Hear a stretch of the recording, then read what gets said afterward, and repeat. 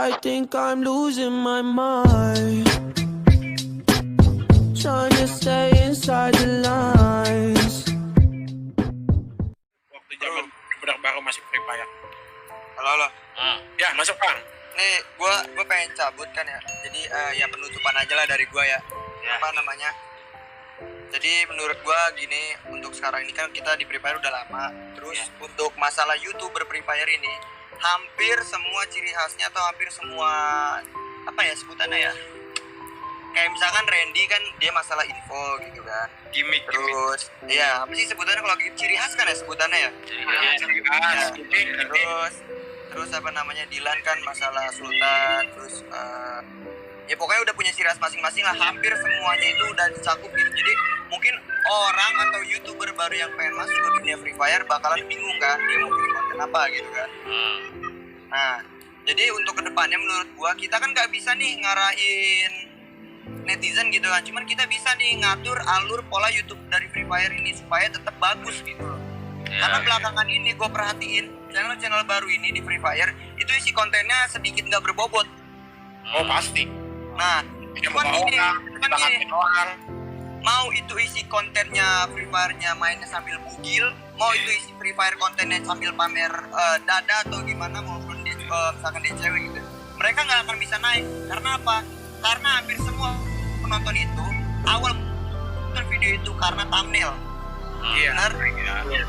Jadi kita bisa arahin, maksud gua kita bisa ngejaga lah gitu ya YouTube Free Fire ini dari kitanya aja, dari kita sendiri, dari kita yang udah tua di Free Fire. Seumpama ada channel baru yang muncul pakai thumbnail kita gitu kan, itu kita tonton, dan kalau emang isinya nggak bagus, menurut kita nggak bagus, di kontennya kurang bagus, itu udah bisa dipastiin itu channel sampai gede, sampai dia juta-jutaan subscriber bakal bikin konten kayak gitu. Ngerti? Paham kan ya?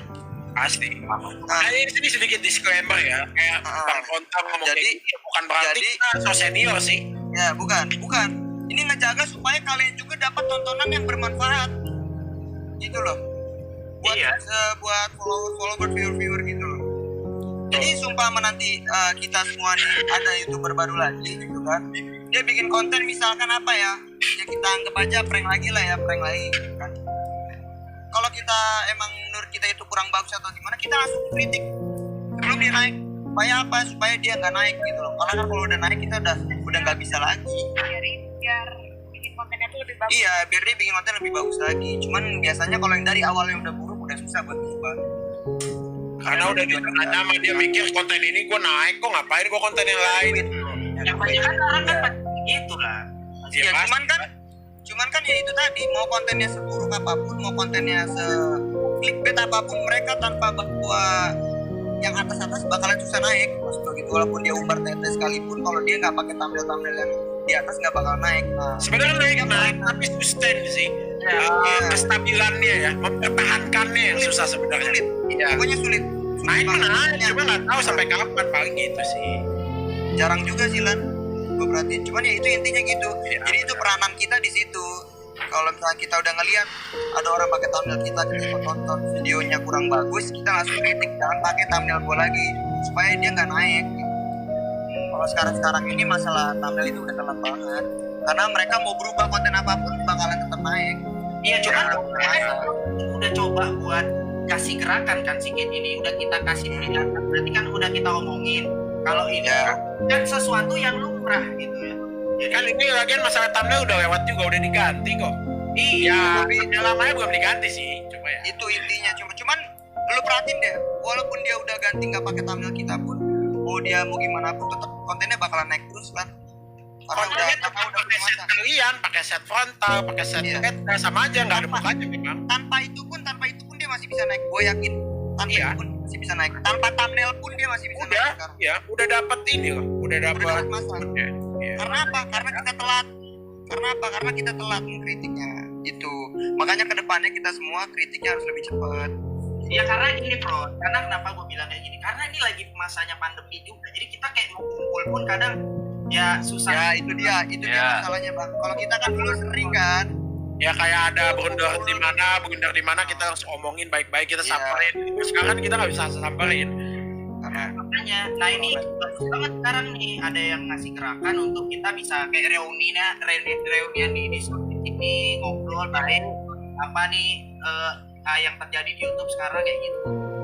Ini bagus menurut gue sih. Nah ini apa nih dari Bang Renda, mungkin yang lain yang ngomong nih dari Nyatu Gaming. Coba. Gue sebagai sama.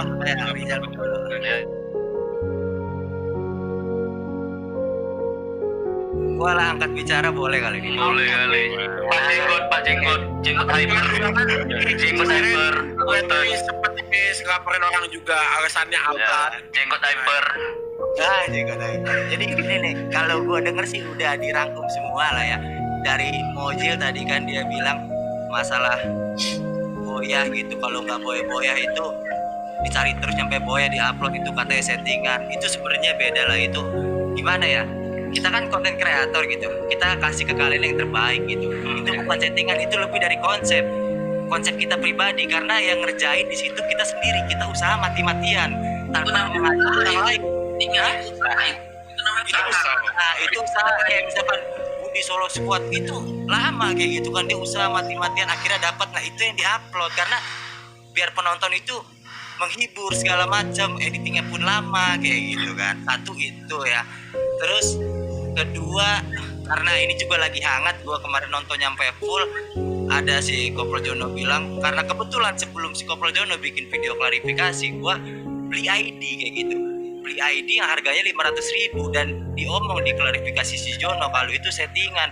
Ya itu jelas beda lah, itu konsep settingan sama konsep beda. Kecuali gua minjem ID orang itu, gua pura-pura beli, gua kontenin, terus gua balikin. Tapi nyatanya gua beli pakai duit gua kasih ke viewers dan viewers sekarang udah terima, masih ada buktinya gitu kan. Kan beda kan? Ya. Terus kenapa harus klarifikasi tapi nyebut-nyebut konten orang lain juga yang lu nggak kenal? Kenapa?